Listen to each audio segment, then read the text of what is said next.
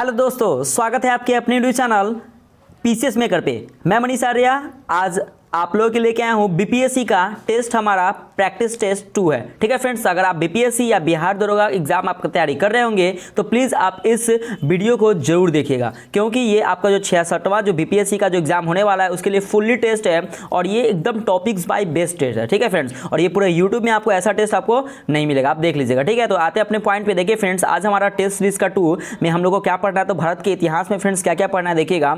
यहाँ पे बौद्ध धर्म, जैन धर्म, शैव, भागवत एवं अन्य धर्म, छठी शताब्दी ईसा पूर्व की राजनीतिक दशा, यूनानी आक्रमण, मौर्य साम्राज्य और मौर्योत्तर काल। फ्रेंड्स इतना टॉपिक से आपको मैं क्वेश्चन दूंगा, यानी कि 150 क्वेश्चन आपका रहेगा। ठीक है फ्रेंड्स, तो अगर आप ये 150 क्वेश्चन को दीजिएगा और हाँ, अगर इस टॉपिक, अगर ये जो आप इस टेस्ट देने से पहले अगर आपका ये टॉपिक क्लियर नहीं होगा ना, तो प्लीज़ आप पहले एक बार जाके पहले टॉपिक को क्लियर कर लीजिए, उसके बाद टेस्ट देने का मजा ही कुछ अलग रहेगा। ठीक है फ्रेंड्स, तो आते हैं आज का हमारा टेस्ट 2 पे और आज का हमारा फर्स्ट क्वेश्चन देखते हैं कि फर्स्ट क्वेश्चन क्या है कि निम्नलिखित में से कौन सी बात बौद्ध धर्म तथा जैन धर्म में समान नहीं है। तो कौन सी बात समान नहीं है friends? Right answer option number C, यानी कि आत्मदमन। तो आत्मदमन जो है वो बौद्ध धर्म तथा जैन धर्म के में समान नहीं है। ठीक है, नेक्स्ट क्वेश्चन देखिएगा। सेकेंड नंबर क्वेश्चन है आपका कि बौद्ध तथा जैन दोनों ही धर्म विश्वास करते हैं कि क्या विश्वास करते हैं फ्रेंड्स? तो राइट आंसर हो जाएगा ऑप्शन नंबर ए, यानी कि कर्म तथा पूर्ण जन्म के सिद्धांत सही है।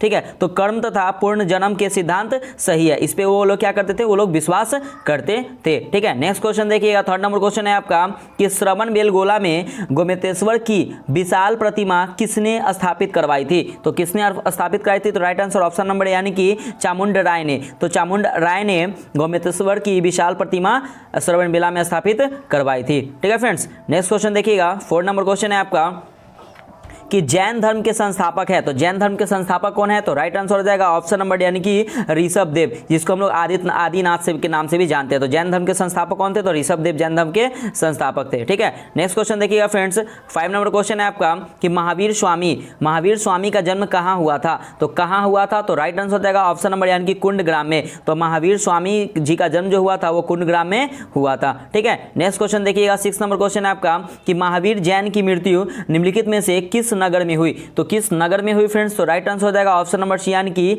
पावापुरी में। तो महावीर जैन की जो मृत्यु जो हुई थी ना, वो कहाँ पे हुई थी? तो याद रखिएगा पावापुरी नगर में हुई थी। नेक्स्ट क्वेश्चन है हमारा 7 नंबर कि तीर्थकर शब्द संबंधित है। तीर्थकर शब्द किससे संबंधित है? तो राइट आंसर हो जाएगा ऑप्शन नंबर डी, यानी कि जैन से। तो जैन से तीर्थकर शब्द संबंधित है। ठीक है फ्रेंड्स, नेक्स्ट क्वेश्चन देखिएगा। 8 नंबर क्वेश्चन है आपका कि जैन तीर्थकरों के क्रम में अंतिम कौन था? तो अंतिम तीर्थकर कौन था? तो राइट आंसर हो जाएगा ऑप्शन नंबर सी, यानी कि महावीर स्वामी। तो जैन तीर्थकर के क्रम में फ्रेंड्स अंतिम जो महावीर स्वामी जी थे। ठीक है, अगला क्वेश्चन देखिएगा। 9 नंबर क्वेश्चन है आपका कि निम्नलिखित में से कौन एक जैन तीर्थकर नहीं था? तो कौन जैन तीर्थकर नहीं था? तो राइट आंसर हो जाएगा ऑप्शन नंबर बी, यानी कि नाथ मुनि जो थे वो जैन तीर्थकर नहीं थे। बाकी चंद्र प्रभु, नेमिनाथ, संभावनाथ, ये सब क्या थे? जैन तीर्थकर थे। ठीक है फ्रेंड्स, तो देखिए एक एक टॉपिक बाइज टॉपिक आपको मैं क्लियर कर दूंगा ताकि आपको ना हिस्ट्री पढ़ने में कोई प्रॉब्लम नहीं होगा। ठीक है ना फ्रेंड्स, मैं देखिएगा। नेक्स्ट क्वेश्चन देखिएगा फ्रेंड्स।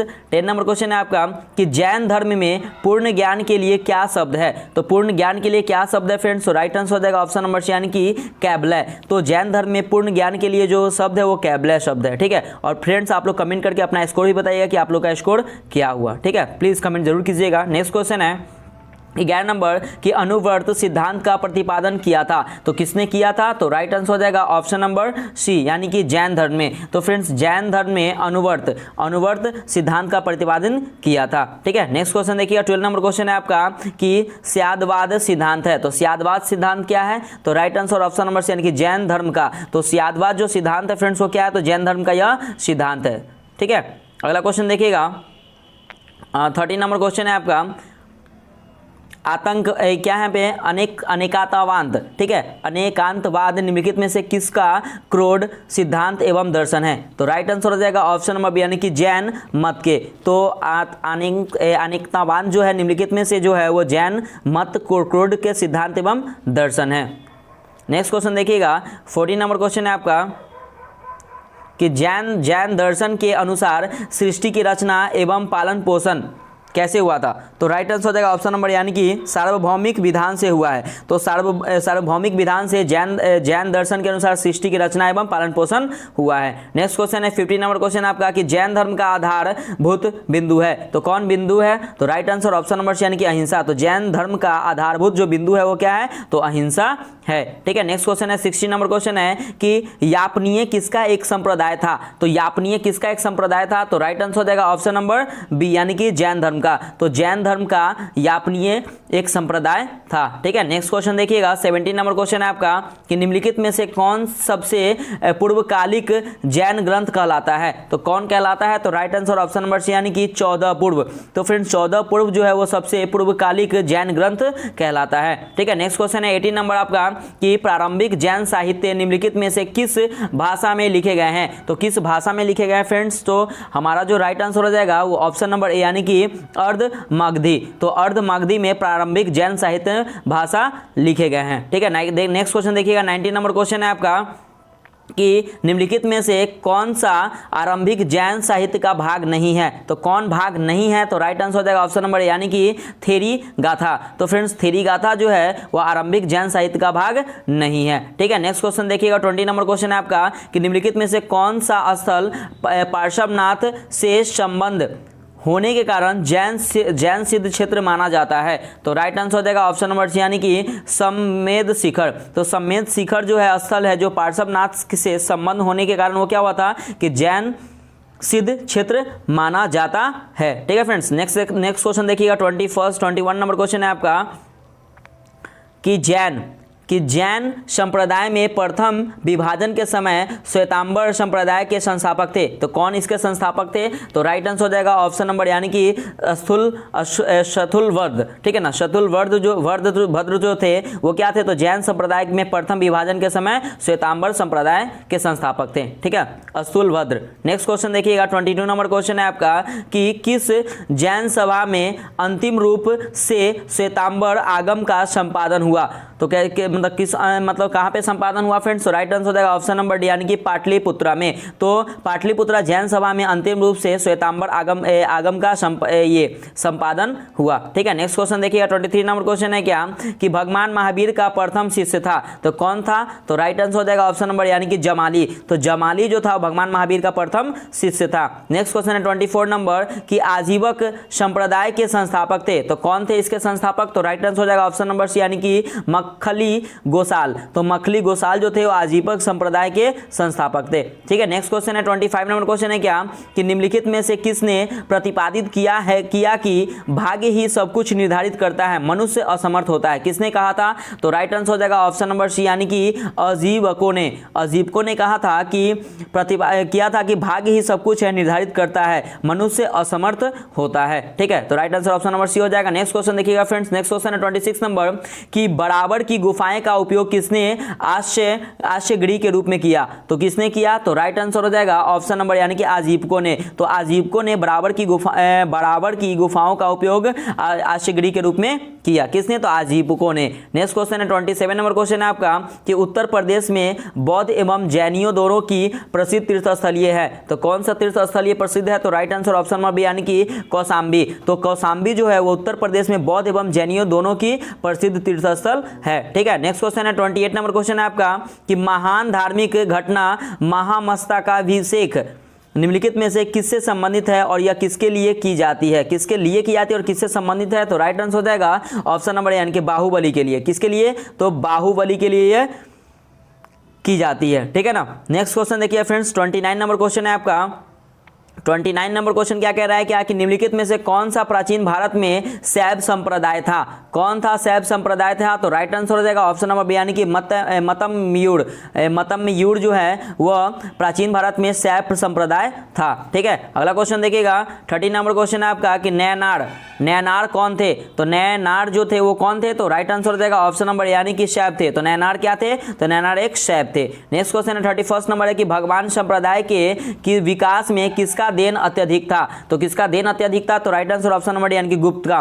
तो भगवान और संप्रदाय के विकास में गुप्त का देन अत्यधिक था। अगला क्वेश्चन है 32 नंबर कि भगवान धर्म के प्रवर्तक थे, तो सॉरी भागवत धर्म के प्रवर्तक थे, तो कौन थे? तो राइट आंसर हो जाएगा ऑप्शन नंबर यानी कि कृष्ण। तो फ्रेंड्स कृष्ण जो थे वो भागवत धर्म के क्या थे? तो प्रवर्तक थे। ठीक है, नेक्स्ट क्वेश्चन देखिएगा 33 नंबर क्वेश्चन आपका कि निम्नलिखित में से किस ग्रंथ में सर्वप्रथम देवकी ने पुत्र कृष्ण का वर्णन किया गया है? तो किस मतलब सर्वप्रथम देवकी के पुत्र कृष्ण का वर्णन किया गया है? तो राइट आंसर हो जाएगा ऑप्शन नंबर यानी कि छांदोग्य उपनिषद। क्या है? तो छांदोग्य उपनिषद में सर्वप्रथम देवकी के पुत्र कृष्ण का वर्णन किया गया है। ठीक है, नेक्स्ट क्वेश्चन है 34 नंबर क्वेश्चन है क्या कि वासुदेव कृष्ण की पूजा सर्वप्रथम किसने प्रारंभ की? तो किसने प्रारंभ की? तो राइट आंसर ऑप्शन नंबर यानी कि भागवतों ने। तो फ्रेंड्स वासुदेव कृष्ण की पूजा सर्वप्रथम भागवतों ने प्रारंभ की। नेक्स्ट क्वेश्चन है 35 नंबर क्वेश्चन है आपका कि निम्नलिखित में से किस देवता को कला में हल लिए प्रदर्शित किया गया है? तो किस कला में? तो राइट आंसर हो जाएगा ऑप्शन नंबर यानी कि बलराम। तो फ्रेंड्स बलराम देवता को कला में हल लिए प्रदर्शित किया गया है। ठीक है, नेक्स्ट क्वेश्चन है 36 नंबर क्वेश्चन है आपका कि भगवान संप्रदाय में भक्ति के रूपों की संख्या है, तो भक्ति के रूप की संख्या क्या है? तो राइट आंसर ऑप्शन नंबर यानी कि 9। तो भगवान संप्रदाय में भक्ति के रूपों की संख्या कितनी है फ्रेंड्स? तो 9 इसकी संख्या है। ठीक है, नेक्स्ट क्वेश्चन देखिएगा 37 नंबर क्वेश्चन है आपका कि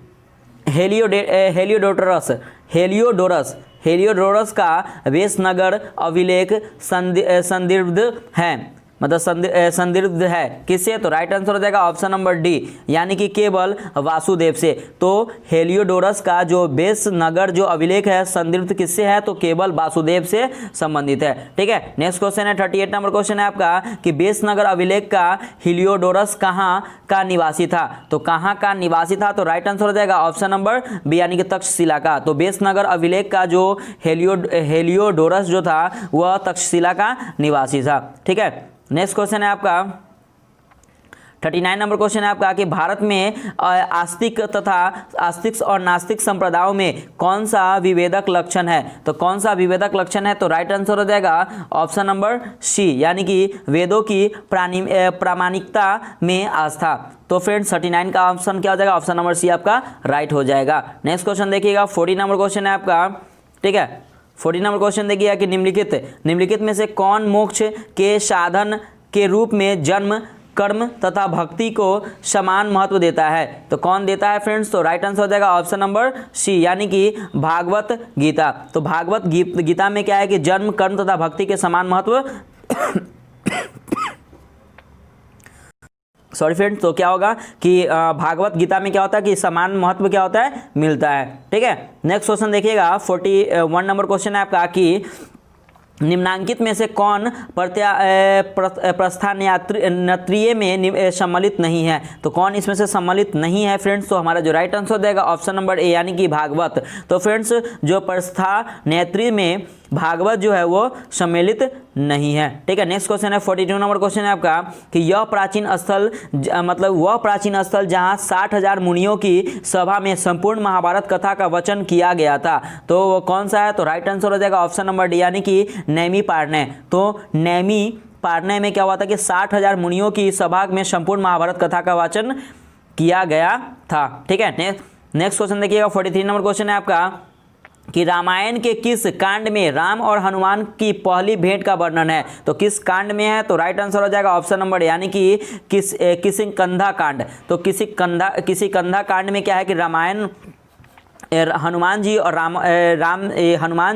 राम जी की पहली भेंट का वर्णन किया गया। किसमें? तो किष्किंधा कांड में। ठीक है फ्रेंड्स, नेक्स्ट क्वेश्चन देखिएगा। नेक्स्ट क्वेश्चन है आपका और बहुत इंपॉर्टेंट क्वेश्चन है ये भी 44 नंबर कि पुरी में रथ यात्रा किसके सम्मान में निकाली जाती है? तो किसके सम्मान में निकाली जाती है? तो right answer option number C यानी कि भगवान जगन्नाथ के सम्मान में। तो भगवान जगन्नाथ के सम्मान में पुरी में रथ यात्रा निकाली जाती है। नेक्स्ट क्वेश्चन है 45 नंबर क्वेश्चन है आपका कि नासिक में कुंभ मेला निम्न में से किस एक नदी के तट पर लगता है। तो किस एक नदी के तट पर लगता है फ्रेंड्स? तो राइट आंसर हो जाएगा ऑप्शन नंबर डी यानी कि गोदावरी नदी पर। तो गोदावरी नदी पर क्या होता था कि नासिक का कुंभ जो मेला है वो लगता था कहाँ पे? तो गोदावरी नदी पे। ठीक है, नेक्स्ट क्वेश्चन है फ्रेंड्स। तो देखिए 45 तक आपका क्लियर हो गया फर्स्ट टॉपिक। अब सेकंड टॉपिक है आपका कि छठी सदी ईसा पूर्व की राजनीतिक दशा। तो इसकी क्या दशा थी इसके बारे में हम लोग देखते हैं। ठीक है, तो एक बार फर्स्ट टॉपिक क्लियर हो गया। नेक्स्ट टॉपिक देखिए 46 नंबर क्वेश्चन कि उज्जैन का प्राचीन काल का नाम क्या था? तो उज्जैन का जो प्राचीन काल नाम क्या था? तो राइट आंसर हो जाएगा ऑप्शन नंबर सी यानी कि अवंतिका। तो अवंतिका, उज्जैन का जो प्राचीन जो काल का जो नाम था वो अवंतिका था। नेक्स्ट क्वेश्चन है 47 नंबर क्वेश्चन है आपका कि पाटलिपुत्र के संस्थापक थे। तो पाटलिपुत्र के संस्थापक कौन थे? तो राइट आंसर ऑप्शन नंबर यानी कि उदयीन। तो उदयीन जो थे वो फ्रेंड्स वो पाटलिपुत्र के संस्थापक थे। नेक्स्ट क्वेश्चन देखिएगा 48 नंबर क्वेश्चन है आपका कि पाटलिपुत्र को किस शासक ने सर्वप्रथम अपनी राजधानी बनाया? तो किसने बनाया था? तो राइट आंसर ऑप्शन नंबर यानी कि चंद्रगुप्त मौर्य ने। तो चंद्रगुप्त मौर्य ने पाटलिपुत्र को अपनी सर्वप्रथम राजधानी बनाया था। नेक्स्ट क्वेश्चन है आपका 49 नंबर क्वेश्चन है कि निम्नलिखित में से किस राजा ने पाटलिपुत्र बसाया था? किसने बचाया था? तो राइट आंसर ऑप्शन नंबर यानी कि उदयीन ने। फ्रेंड्स किसने ये देखिए क्वेश्चन निम्नलिखित में किस राजा ने पाटलिपुत्र बसाया था? तो उदयीन ने बसाया था। और किस शासक ने सर्वप्रथम राजधानी बनाई थी? तो चंद्रगुप्त मौर्य ने उसकी राजधानी यहाँ पे ये क्या हो जाएगा? चंद्रगुप्त मौर्य ने उसकी राजधानी बनाई थी। ठीक है, नेक्स्ट क्वेश्चन देखिएगा 50 नंबर क्वेश्चन है आपका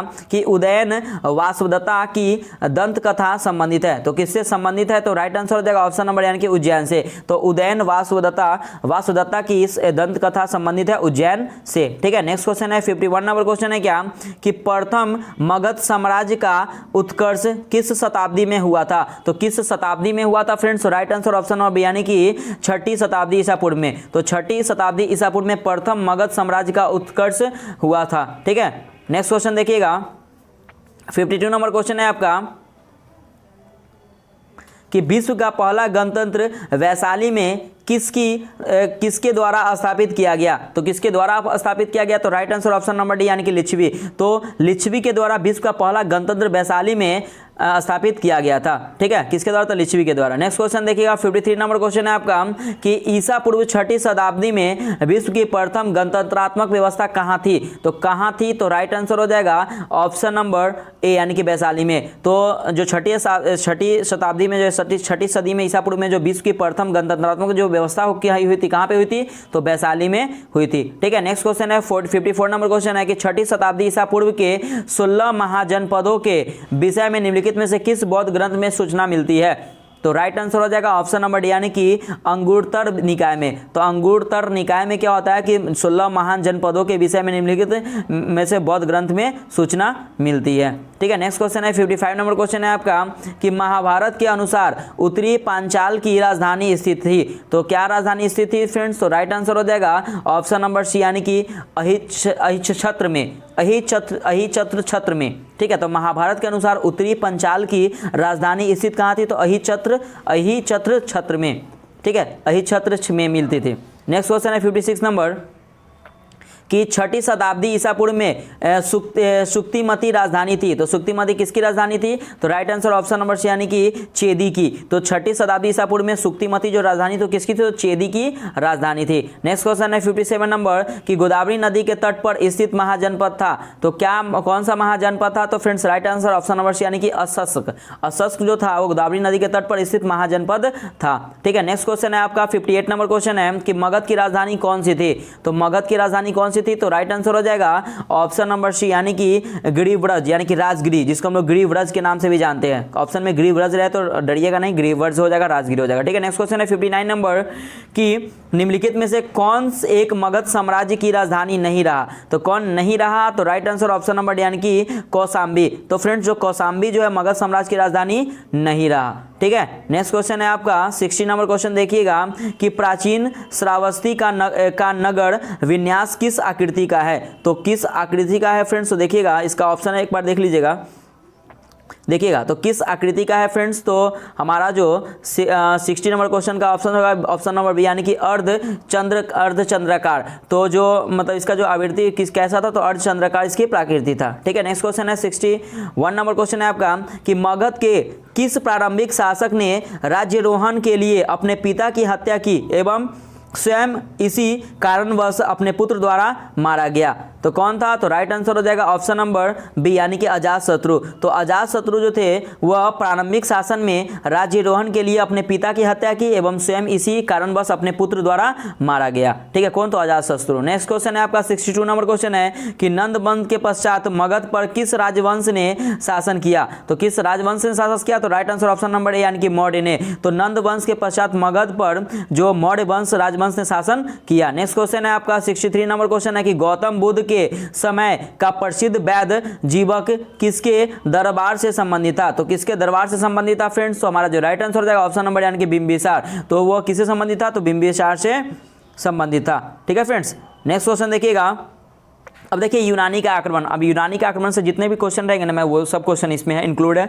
आपका एक भी क्वेश्चन बीपीएससी और बिहार दरोगा से नहीं छूटेगा। ठीक है, टेंशन मत लीजिए, आप बने रहिए अपने यूट्यूब चैनल पीसीएस में करके। ठीक है फ्रेंड्स, इसको शेयर जरूर कीजिएगा। नेक्स्ट क्वेश्चन है सिकंदर के हमले के समय उत्तर भारत पर निम्नलिखित राजवंशों में से किस एक का शासक था? तो किसका शासक था? तो राइट आंसर हो जाएगा ऑप्शन नंबर यानी कि नंद का। तो नंद का सिकंदर के हमले के समय उत्तर भारत पर नंद राजवंशों में से एक का शासन था। किसका? तो नंद का। नेक्स्ट क्वेश्चन है आपका 65 नंबर क्वेश्चन देखिएगा कि निम्नलिखित में से मगध का कौन सा राजा सिकंदर महान के समकालीन था? तो कौन सा राजा था? तो friends right answer option number यानी कि धनानंद। तो धनानंद मगध का राजा सिकंदर महान के समकालीन था। ठीक है फ्रेंड्स, तो देखिए ये भी आपका कंप्लीट हो गया। नेक्स्ट टॉपिक है आपका मौर्य साम्राज्य। तो मौर्य साम्राज्य से जितने भी क्वेश्चन रहेंगे, जो भी 1 है 2 है 5 है 10 है, जितने भी क्वेश्चन में सभी क्वेश्चन इसमें इंक्लूड है। तो आपका फ्रेंड्स इस मतलब टेस्ट से ना एक भी क्वेश्चन नहीं छूटेगा। जो टॉपिक है सब टॉपिक मैं आपको क्लियर कर दूंगा, लेकिन हाँ एक बार पहले पढ़ लीजिए, उसका टेस्ट देने का मजा ही कुछ अलग रहता है। ठीक है फ्रेंड्स, तो प्लीज अगर आपको अच्छा लगे तो शेयर जरूर कीजिएगा और हाँ कमेंट करके बताइएगा फ्रेंड्स कि आपको ये क्लास कैसा अच्छा लगा। और हाँ अपना स्कोर भी जरूर कमेंट करके बताइए। आपका अगर 50 आता तो 50 ही स्कोर कीजिए ना, आपको अच्छा फील होगा। ठीक है, नेक्स्ट क्वेश्चन है 66 नंबर कि प्रथम भारतीय साम्राज्य स्थापित किया गया था। तो किया गया था तो कहाँ किया गया था फ्रेंड्स? तो राइट आंसर हो जाएगा ऑप्शन नंबर सी यानी कि चंद्रगुप्त मौर्य द्वारा। तो प्रथम भारतीय साम्राज्य स्थापित किया गया था चंद्रगुप्त मौर्य द्वारा। नेक्स्ट क्वेश्चन है 67 नंबर कि किसके ग्रंथ में चंद्रगुप्त मौर्य का विशिष्ट रूप से वर्णन हुआ है? वह है, तो वह क्या है? तो right answer option number C यानी कि विशाख दत्त। तो विशाख दत्त ग्रंथ में चंद्रगुप्त मौर्य का विशिष्ट रूप से वर्णन हुआ है। ठीक है फ्रेंड्स, नेक्स्ट क्वेश्चन देखिएगा 68 नंबर क्वेश्चन है आपका। 68 नंबर क्वेश्चन क्या कह रहा है क्या कि सैंड्रोकोटस से चंद्रगुप्त मौर्य की पहचान किसने की? तो सैंड्रोकोटस से चंद्रगुप्त मौर्य की पहचान किसने की? तो राइट आंसर ऑप्शन नंबर यानी कि विलियम जोन्स ने। तो विलियम जोन्स ने सैंड्रोकोटस से चंद्रगुप्त मौर्य की पहचान की। ठीक है, नेक्स्ट क्वेश्चन है 69 नंबर क्वेश्चन है आपका कि निम्नलिखित में से किसने सैंड्रोकोटस यानी कि चंद्रगुप्त मौर्य और सिकंदर महान की भेंट का उल्लेख किया है? तो किसने उल्लेख किया है? तो राइट आंसर हो जाएगा ऑप्शन नंबर यानी कि जस्टिन। तो जो सैंड्रोकोटस यानी कि चंद्रगुप्त मौर्य और सिकंदर महान की जो भेंट का उल्लेख जो किया है उस किसने किया? तो जस्टिन ने किया है। ठीक है, नेक्स्ट क्वेश्चन देखिएगा 70 नंबर क्वेश्चन है कि कौटिल्य प्रधानमंत्री थे। तो किसके प्रधानमंत्री थे? तो राइट आंसर हो जाएगा ऑप्शन नंबर सी यानी कि चंद्रगुप्त मौर्य के। तो कौटिल्य जो थे वो चंद्रगुप्त मौर्य के प्रधानमंत्री थे। नेक्स्ट क्वेश्चन है 71 नंबर कि चाणक्य अपने बचपन में किस नाम से जाना जाते थे? किस नाम से जाने जाते थे? तो राइट आंसर हो जाएगा ऑप्शन नंबर सी यानी कि विष्णुगुप्त। तो चाणक्य जो अपने बचपन में विष्णुगुप्त के नाम से जाने जाते थे। नेक्स्ट क्वेश्चन है 72 नंबर क्वेश्चन है आपका कि कौटिल्य का अर्थशास्त्र है एक। तो क्या है अर्थशास्त्र एक फ्रेंड्स? तो right answer option number D यानी कि शासन के सिद्धांतों की पुस्तक। तो कौटिल्य का अर्थशास्त्र एक है शासन के सिद्धांतों की पुस्तक। नेक्स्ट क्वेश्चन है 73 नंबर क्वेश्चन है क्या कि कौटिल्य के अर्थशास्त्र में किस पहलू पर प्रकाश डाला गया है? तो राइट आंसर हो जाएगा ऑप्शन नंबर बी यानी कि राजनीतिक नीतियां पे। तो कौटिल्य के जो अर्थशास्त्र में राजनीतिक नीतियां पहलू पर प्रकाश डाला गया है। नेक्स्ट क्वेश्चन है 74 नंबर क्वेश्चन है क्या कि निम्नलिखित में से किसकी तुलना मैकियावेली के प्रिंस से की जा सकती है? तो राइट आंसर हो जाएगा फ्रेंड्स ऑप्शन नंबर बी यानी कि कौटिल्य का अर्थशास्त्र। तो कौटिल्य का अर्थशास्त्र की तुलना मैकियावेली के प्रिंस की राजा से की जा सकती है। ठीक है, नेक्स्ट क्वेश्चन है फ्रेंड्स आपका 75 नंबर क्वेश्चन देखिएगा कि पाटलिपुत्र में स्थित चंद्रगुप्त का महल मुख्यतः बना था। तो किससे बना था फ्रेंड्स? राइट आंसर हो जाएगा ऑप्शन नंबर यानी कि लकड़ी का। तो पाटलिपुत्रा में स्थित चंद्रगुप्त का जो महल बना था वो किससे बना था? तो लकड़ी का बना था। नेक्स्ट क्वेश्चन है 76 नंबर किस प्राचीन नगर के अवशेष कुम्हरार स्थल से प्राप्त हुए हैं। तो कहाँ से प्राप्त हुए हैं? तो राइट आंसर हो जाएगा ऑप्शन नंबर बी यानी कि पाटलिपुत्र। तो पाटलिपुत्र से अवशेष कुम्हरार स्थल से प्राप्त हुए हैं। नेक्स्ट क्वेश्चन है 77 नंबर कि बुलंदीबाग प्राचीन स्थान था। तो कहाँ पे था? तो राइट आंसर हो जाएगा ऑप्शन नंबर बी यानी कि पाटलिपुत्रा में। तो फ्रेंड्स जो बुलंदीबाग प्राचीन स्थल था वो कहाँ था? तो पाटलिपुत्रा में था। नेक्स्ट क्वेश्चन है आपका 78 नंबर कि निम्नलिखित में से किस मौर्य राजा ने दक्कन की विजय प्राप्त की थी? तो किसने प्राप्त की थी? तो right answer option number B यानी कि चंद्रगुप्त ने। तो चंद्रगुप्त ने मौर्य राजा ने दक्कन की विजय प्राप्त की थी। ठीक है, नेक्स्ट क्वेश्चन है 79 नंबर क्वेश्चन है आपका कि मालवा, गुजरात एवं महाराष्ट्र किस शासक ने पहली बार जीता? तो किस शासक ने पहली बार जीता? तो राइट आंसर ऑप्शन नंबर यानी कि चंद्रगुप्त मौर्य ने। तो मालवा, गुजरात एवं महाराष्ट्र चंद्रगुप्त मौर्य शासक ने पहली बार जीता। नेक्स्ट क्वेश्चन है 80 नंबर कि अभिलेख जिससे यह प्रमाणित होता है कि चंद्रगुप्त का प्रभाव पश्चिम भारत पर था है, किससे है? तो राइट आंसर हो जाएगा ऑप्शन नंबर सी यानी कि रुद्रदामन का जूनागढ़ शिलालेख। तो अभिलेख जिससे यह प्रमाणित होता है कि चंद्रगुप्त का प्रभाव पश्चिम भारत पर था, तो रुद्रदामन का जूनागढ़ शिलालेख। ठीक है, नेक्स्ट क्वेश्चन है 81 नंबर क्वेश्चन है आपका कि गुजरात चंद्रगुप्त मौर्य के साम्राज्य में सम्मिलित था, यह प्रमाणित होता है। तो यह प्रमाणित होता है कैसे? तो राइट आंसर हो जाएगा ऑप्शन नंबर बी यानी कि रुद्रदामन के जूनागढ़ शिला अभिलेख से। तो किससे प्रमाणित होता है? तो रुद्रदामन के जूनागढ़ शिला अभिलेख से। नेक्स्ट क्वेश्चन है 82 नंबर क्वेश्चन है आपका कि सेल्यूकस जिसको हम लोग अलेक्जेंडर द्वारा सिंध एवं अफगानिस्तान का प्रशासक नियुक्त किया गया था, वह किस भारतीय राजा ने हराया था? मतलब जो हो तो किस भारतीय राजा को हराया था? तो राइट आंसर हो जाएगा ऑप्शन नंबर डी यानी कि चंद्रगुप्त को। तो सेल्यूकस जिसको अलेक्जेंडर द्वारा सिंध एवं अफगानिस्तान का प्रशासक नियुक्त किया गया था, वह अशोक राजा को हराया था। नेक्स्ट क्वेश्चन है आपका 83 नंबर क्वेश्चन है आपका कि किसने सहिष्णुता, उदारता और करुणा के त्रिविध आधार पर राजधर्म की स्थापना की? तो किसने की? तो हमारा जो राइट आंसर हो जाएगा ऑप्शन नंबर यानी कि अशोक ने। तो अशोक ने संहिता, उदारता और करुणा के त्रिविध आधार पर राजधर्म की स्थापना की। नेक्स्ट क्वेश्चन है 84 नंबर क्वेश्चन है आपका कि निम्नलिखित में से कौन सा क्षेत्र अशोक के साम्राज्य से सम्मिलित नहीं है? तो कौन सा क्षेत्र सम्मिलित नहीं है? तो right answer option number C यानी कि श्रीलंका। तो श्रीलंका जो क्षेत्र है वो अशोक के साम्राज्य में सम्मिलित नहीं था। नेक्स्ट क्वेश्चन है 85 नंबर क्वेश्चन है आपका कि अशोक ने बौद्ध होते हुए भी हिंदू धर्म में आस्था नहीं छोड़ी, इसका प्रमाण है। तो इसका प्रमाण क्या है? तो right answer option number C यानी कि देव नाम प्रिय की उपाधि। तो देव नाम प्रिय की उपाधि मिला था इनको, इन्हीं लिए अशोक ने बौद्ध होते हुए भी हिंदू धर्म में अपना आस्था नहीं छोड़ी थी। नेक्स्ट क्वेश्चन है 86 नंबर क्वेश्चन आपका कि अशोक के शासन काल में बौद्ध सभा किस नगर में आयोजित की गई थी? तो किस नगर में आयोजित की गई थी? तो right answer option number B यानी कि पाटलिपुत्रा में। तो अशोक के शासन काल में बौद्ध सभा जो हुआ था वो पाटलिपुत्रा नगर में आयोजित की गई थी। नेक्स्ट क्वेश्चन है 87 नंबर क्वेश्चन आपके रज्जुक थे। तो रज्जुक कौन थे? तो right answer option number B यानी कि मौर्य शासक में अधिकारी। तो रज्जुक कौन थे? तो मौर्य शासक में अधिकारिक थे। नेक्स्ट क्वेश्चन 88 नंबर कि सार्थवाक किसे कहते थे? तो सार्थवाक किसे कहते थे फ्रेंड्स? तो right answer option number B यानी कि व्यापारियों के काफिलों को। तो व्यापारियों के काफिलों को क्या कहते थे? तो सार्थवाक कहते थे। ठीक है, नेक्स्ट क्वेश्चन है आपका 89 नंबर क्वेश्चन है कि सारनाथ स्तंभ का निर्माण किया था। तो किसने किया था? तो right answer option number B यानी कि अशोक ने। तो सारनाथ स्तंभ का निर्माण अशोक ने किया था। नेक्स्ट क्वेश्चन है 90 नंबर की निम्नलिखित में से किसे सर्वश्रेष्ठ स्तूप मानते हैं? तो किसे मानते हैं फ्रेंड्स? तो हमारा जो राइट आंसर हो जाएगा ऑप्शन नंबर सी यानी कि सांची को। तो सांची को सर्वश्रेष्ठ स्तूप मानते हैं। ठीक है, नेक्स्ट क्वेश्चन देखिएगा आप लोग 91 नंबर क्वेश्चन है क्या सांची का स्तूप किस शासक ने बनवाया था? तो किसने बनवाया था? तो right answer option number B यानी कि अशोक ने। तो सांची का स्तूप बनवाया था किसने? तो अशोक ने बनवाया था। नेक्स्ट क्वेश्चन है 92 नंबर कि अशोक के शिलालेख जिसको इंस्क्रिप्शंस में प्रयुक्त भाषा है, तो कौन भाषा है? तो राइट आंसर हो जाएगा आपका जो 92 का राइट आंसर ऑप्शन नंबर क्या हो जाएगा? बी यानी कि प्राकृतिक जो है अशोक के शिलालेखों में प्राकृतिक प्रयुक्त भाषा है। ठीक है, नेक्स्ट क्वेश्चन है 93 नंबर क्वेश्चन है आपका कि निम्नांकित में कौन सा अशोक कालीन अभिलेख खरोष्टी लिपि में है?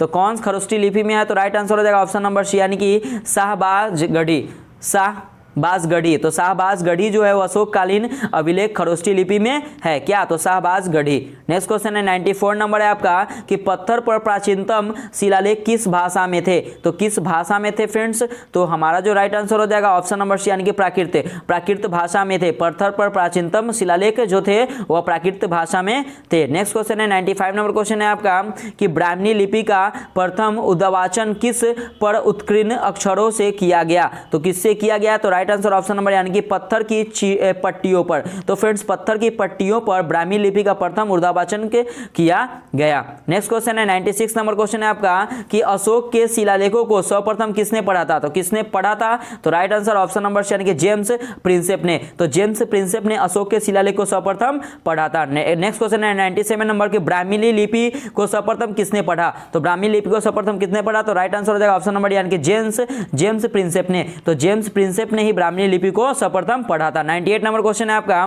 कि वह स्थान जहां प्राकृतिक प्राक अशोक ब्राह्मी लिपि का पता चला है, तो वह स्थान कौन सा है, तो राइट आंसर हो जाएगा ऑप्शन नंबर यानी कि अनुराधापुर। तो अनुराधापुर में जहां प्राक अशोक ब्राह्मी लिपि का पता चला है। नेक्स्ट क्वेश्चन है 99 नंबर क्वेश्चन है आपका कि प्राचीन भारत में निम्नलिखित में से कौन सी एक लिपि दाईं ओर से बाईं ओर लिखी जाती थी, तो कौन सी लिपि है, तो फ्रेंड्स देखिएगा हमारा जो राइट आंसर हो जाएगा वो ऑप्शन नंबर यानी कि खरोष्टी लिपि। तो खरोष्टी लिपि को बाएं से दाएं लिखा जाता था। ठीक है। नेक्स्ट क्वेश्चन है 100 नंबर क्वेश्चन है आपका कि अशोक को अपने शिलालेखों में सामान्यतः जिस नाम से उल्लेख हुआ था वह है, तो वह किस नाम से उल्लेख हुआ था, तो राइट आंसर हो जाएगा ऑप्शन नंबर यानी कि प्रियदर्शी नाम से। ठीक है फ्रेंड्स, तो क्या हो जाएगा ऑप्शन नंबर डी यानी कि प्रियदर्शी से। तो अशोक का अपना शिलालेखों को सामान्यतः प्रियदर्शी नाम से उल्लेख हुआ था।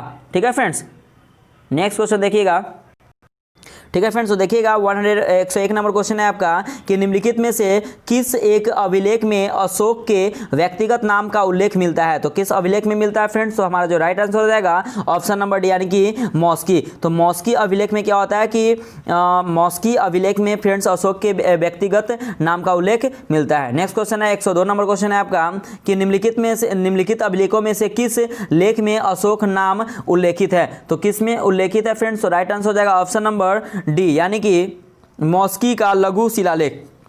तो मौस्की का जो लघु शिलालेख है उसमें क्या है कि अभिलेखों में से लेख में अशोक का नाम उल्लेखित है। नेक्स्ट क्वेश्चन है 103 नंबर क्वेश्चन है आपका कि अशोक का रुमिंददेई, ठीक है, रुमिंददेई स्तंभ संबंधित है। तो रुमिंददेई जो स्तंभ है वो किससे संबंधित है, अशोक का, तो राइट आंसर हो जाएगा ऑप्शन नंबर यानी कि बौद्ध के जन्म से। तो बौद्ध के जन्म से अशोक का रुमिंददेई स्तंभ संबंधित है। नेक्स्ट क्वेश्चन है 104 नंबर क्वेश्चन है आपका कि गुर्जरा लघु शिलालेख जिसमें अशोक का नामोल्लेख किया गया है कहाँ स्थित है, तो ये कहाँ स्थित है, तो राइट आंसर हो जाएगा ऑप्शन नंबर यानी कि मध्य प्रदेश के दतिया जिले में। तो मध्य प्रदेश के दतिया जिले में गुर्जरा लघु शिलालेख अशोक का निमोल्लेख किया गया है। यह स्थित कहाँ पे है, तो मध्य प्रदेश के दतिया जिले में। तो 104 का right answer option number B हो जाएगा। नेक्स्ट 105 नंबर क्वेश्चन आप देखिएगा कि केवल वह स्तंभ जिसमें अशोक ने स्वयं को मगध का सम्राट बताया है, तो कौन सा स्तंभ है, तो राइट आंसर हो जाएगा ऑप्शन नंबर यानी कि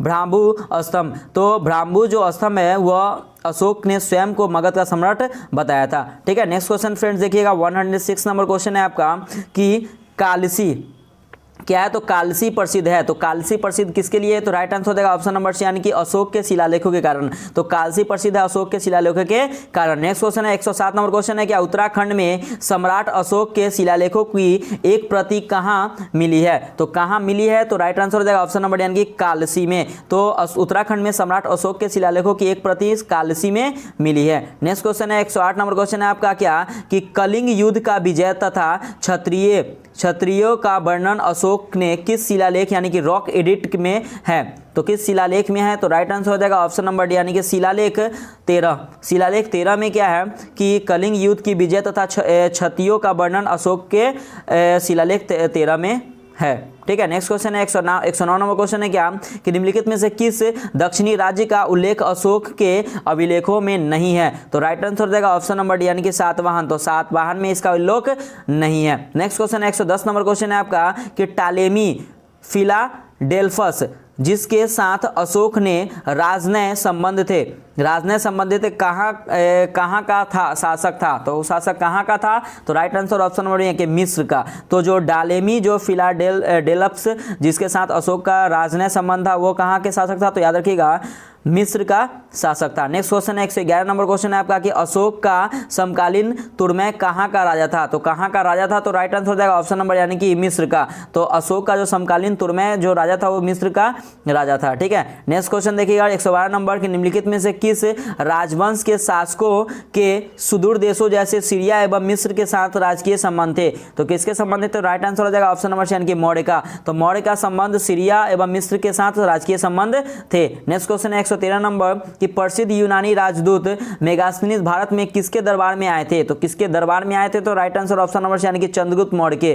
तो प्रसिद्ध यूनानी जो मेगास्थनीज जो थे भारत जो आए थे वो चंद्रगुप्त मौर्य के दरबार में आए थे। ठीक है, नेक्स्ट क्वेश्चन देखिएगा 114 नंबर क्वेश्चन है आपका कि मेगास्थनीज ने भारतीय समाज को कितनी श्रेणियों में विभाजित किया है, तो कितनी श्रेणियों में विभाजित किया है, तो राइट आंसर ऑप्शन नंबर यानी कि 7 श्रेणियों में। तो मेगास्थनीज ने भारतीय समाज को 7 श्रेणियों में विभाजित किया है। नेक्स्ट क्वेश्चन है आपका फ्रेंड्स 115 नंबर क्वेश्चन देखिएगा कि मौर्य समाज का विभाजन 7 वर्गों में विशेष तौर पर उल्लेखित है, तो किसने उल्लेखित किया था, तो राइट आंसर ऑप्शन नंबर यानी कि मेगास्थनीज की इंडिका में। तो मेगास्थनीज की इंडिका में उल्लेख किया गया है कि मौर्य समाज का विभाजन 7 वर्गों में होगा।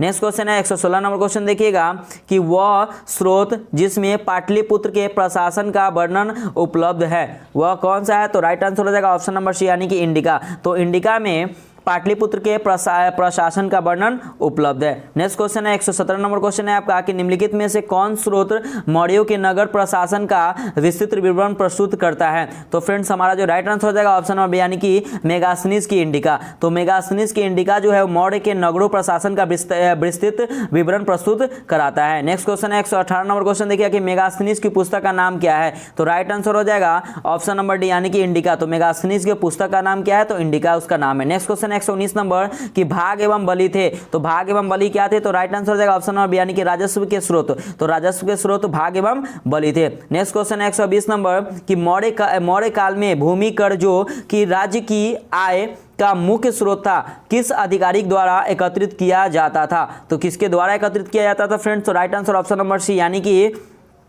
सीताध्यक्ष के द्वारा यह एकत्रित किया जाता था। नेक्स्ट क्वेश्चन है 121 नंबर क्वेश्चन है आपका कि मौर्य मंत्री परिषद में निम्न में से कौन राजस्व इकट्ठा करने में से संबंधित था, तो कौन संबंधित था, तो राइट आंसर ऑप्शन नंबर यानी कि समाहर्ता। तो समाहर्ता जो थे मौर्य मंत्री परिषद के राजस्व इकट्ठा करने से संबंधित था। ठीक है, नेक्स्ट क्वेश्चन है 122 नंबर क्वेश्चन है आपका कि निम्नलिखित में से कौन मौर्ययुगीन अधिकारी तौल मान का प्रभारी था, तो राइट आंसर हो जाएगा फ्रेंड्स ऑप्शन नंबर यानी कि पौत्रवाध्यक्ष। तो पौत्रवाध्यक्ष जो थे वह मौर्ययुगीन अधिकारी तौल मान का प्रभारी था, पौत्रवाध्यक्ष। नेक्स्ट क्वेश्चन है 123 नंबर क्वेश्चन है आपका कि मौर्य काल में शिक्षा का सर्वाधिक प्रसिद्ध केंद्र था, तो कौन केंद्र सर्वाधिक था, तो राइट आंसर हो जाएगा ऑप्शन नंबर यानी कि तक्षशिला। तो मौर्य काल में शिक्षा का सर्वाधिक प्रसिद्ध केंद्र तक्षशिला था। नेक्स्ट क्वेश्चन है 124 नंबर क्वेश्चन है आपका कि गांवों के शासन के स्वायत्त शासी पंचायतों के माध्यम से संचालित करने की व्यवस्था का सूत्रपात किसने किया, तो किसने किया फ्रेंड्स, तो राइट आंसर हो जाएगा ऑप्शन नंबर डी यानी कि मौर्यों ने। तो मौर्यों ने स्वायत्त शासी पंचायतों के माध्यम से संचालित करने की व्यवस्था का सूत्रपात किया, किसने, तो मौर्यों ने। तो right answer option number D हो जाएगा। नेक्स्ट 125 नंबर क्वेश्चन है क्या कि प्राचीन भारत के निम्नलिखित ग्रंथों में से किस में पति द्वारा प्रत्यक्त पत्नी के लिए विवाह विच्छेद का अनुमति दी गई है, तो किसमें दी गई है, तो राइट आंसर हो जाएगा ऑप्शन नंबर डी यानी कि अर्थशास्त्र में। तो अर्थशास्त्र में प्रत्यक्त पत्नी के लिए विवाह विच्छेद की अनुमति दी गई है। नेक्स्ट क्वेश्चन है 26 नंबर क्वेश्चन है आपका कि निम्नलिखित में से किसमें पूर्ण विवाह वर्जित है, ठीक है, किसमें प्रोहिबिट्स किसमें वर्जित है, तो राइट आंसर हो जाएगा ऑप्शन नंबर बी यानी कि मनुस्मृति में। तो मनुस्मृति में पूर्ण विवाह वर्जित है। नेक्स्ट क्वेश्चन 127 नंबर कि अंतिम मौर्य सम्राट था, तो कौन था, तो राइट आंसर हो जाएगा ऑप्शन नंबर डी यानी कि बृहदत्त। तो बृहदत्त जो थे वो अंतिम मौर्य सम्राट थे। नेक्स्ट क्वेश्चन 128 नंबर के निम्नलिखित में से कौन सा एक अन्य तीनों के समसामयिक नहीं था, तो कौन अन्य तीनों के समसामयिक नहीं था, तो राइट आंसर हो जाएगा ऑप्शन नंबर यानी कि मिलिंद। तो मिलिंद जो थे वह एक अन्य तीनों के समसामयिक नहीं थे। नेक्स्ट क्वेश्चन है 129 नंबर क्वेश्चन है आपका कि जल की आवश्यकता को ध्यान में रखते हुए जिस प्रथम शासक ने गिरनार क्षेत्र में एक झील का निर्माण करवाया हुआ था, तो वो क्या था? तो राइट आंसर ऑप्शन नंबर यानी कि चंद्रगुप्त मौर्य। तो चंद्रगुप्त मौर्य ने गिरनार क्षेत्र में एक झील का निर्माण करवाया था। ठीक है, नेक्स्ट क्वेश्चन देखिएगा। नेक्स्ट 130 नंबर क्वेश्चन है फ्रेंड्स आपका कि निम्नलिखित में से किस अभिलेख में चंद्रगुप्त और अशोक दोनों का उल्लेख किया गया है? तो किस अभिलेख में किया गया है? तो राइट आंसर हो जाएगा ऑप्शन नंबर बी यानी कि महाक्षत्रपत्र रुद्रदामन का जूनागढ़ अभिलेख। तो महाक्षत्रपत्र रुद्रदामन का जूनागढ़ अभिलेख में चंद्रगुप्त और अशोक दोनों का उल्लेख किया गया है। ठीक है फ्रेंड्स, अब देखिए, अब नेक्स्ट हमारा टॉपिक है मौर्योत्तर काल। तो मौर्योत्तर काल का जो भी हमारा फ्रेंड्स टॉपिक है उसको हम लोग अच्छे से देखेंगे और उसको भी कवर करेंगे। ठीक है, नेक्स्ट को देखिएगा 131 नंबर क्वेश्चन है कि उत्तरी तथा उत्तरी पश्चिमी भारत में सर्वाधिक संख्या में तांबे के सिक्के को जारी किया था। तो किसने जारी किया था? तो राइट आंसर हो जाएगा ऑप्शन नंबर बी यानी कि कुषाणों ने। तो कुषाणों ने सर्वाधिक संख्या में तांबे के सिक्कों को जारी किया था। नेक्स्ट क्वेश्चन है 132 नंबर कि प्राचीन भारत में निम्न में से किस एक ने नियमित रूप से सोने के सिक्के चलाए थे? किसने चलाया था? तो राइट आंसर हो जाएगा ऑप्शन नंबर सी यानी कि कुषाण ने। तो कुषाण ने क्या हुआ था कि सोना का सिक्का नियमित रूप से चलाया था। नेक्स्ट क्वेश्चन 133 नंबर की बुध का किसके सिक्कों पर अंकन हुआ है? तो बुध के किसके सिक्कों पर अंकन हुआ है? तो राइट आंसर हो जाएगा ऑप्शन नंबर बी यानी कि कनिष्क के। तो बुध का जो कनिष्क सिक्के पर अंकन हुआ है। नेक्स्ट क्वेश्चन है 134 नंबर क्वेश्चन आप देखिए कि निम्नलिखित में से किस शासक को सर्वप्रथम सोने के सिक्के जारी करने का श्रेय दिया जाता है? तो किसे दिया जाता है? तो right answer option number B यानी कि विम कड़फिसेस। तो विम कड़फिसेस को सोने का सिक्का जारी करने का सर्वप्रथम श्रेय दिया जाता है। नेक्स्ट क्वेश्चन है 135 नंबर क्वेश्चन है आपका कि योधे सिक्का पर किस देवता का अंकन मिलता है? तो किस देवता का अंकन मिलता है? तो right answer option number D यानी कि कार्तिकेय। तो कार्तिकेय पर योधे सिक्के का अंकन मिलता है। नेक्स्ट क्वेश्चन है 136 नंबर क्वेश्चन है आपका कि कुषाण शासक कनिष्क का राज्याभिषेक किस सन में हुआ? तो राइट आंसर हो जाएगा ऑप्शन नंबर यानी कि 78 एडी। तो 78 एडी में कुषाण शासक कनिष्क का राज्याभिषेक हुआ था। नेक्स्ट क्वेश्चन है 137 नंबर है क्या कि शक संबंध का प्रारंभ किया गया? तो शक संबंध का प्रारंभ किया गया फ्रेंड्स। तो राइट आंसर हो जाएगा ऑप्शन नंबर यानी कि 78 ईस्वी में। तो शक संबंध का जो प्रारंभ किया गया था वो 78 ईसा पूर्व में किया गया था। ठीक है, नेक्स्ट क्वेश्चन है 138 नंबर क्वेश्चन है आपका कि विक्रम एवं शक संबंध में कितना अंतर वर्षों में है? तो कितना अंतर है? तो राइट आंसर हो जाएगा ऑप्शन नंबर यानी कि 135 वर्ष। तो विक्रम एवं शक संबंधों में 135 वर्ष का अंतर है। नेक्स्ट क्वेश्चन है 139 नंबर की विक्रम संवत कब से प्रारंभ हुआ? तो यह प्रारंभ कब से हुआ? तो राइट आंसर हो जाएगा ऑप्शन नंबर यानी कि 57 ईसा पूर्व से। तो विक्रम संवत जो प्रारंभ हुआ वो 57 ईसा पूर्व से प्रारंभ हुआ। नेक्स्ट क्वेश्चन है 140 नंबर कि अश्वघोष किसका समकालीन था?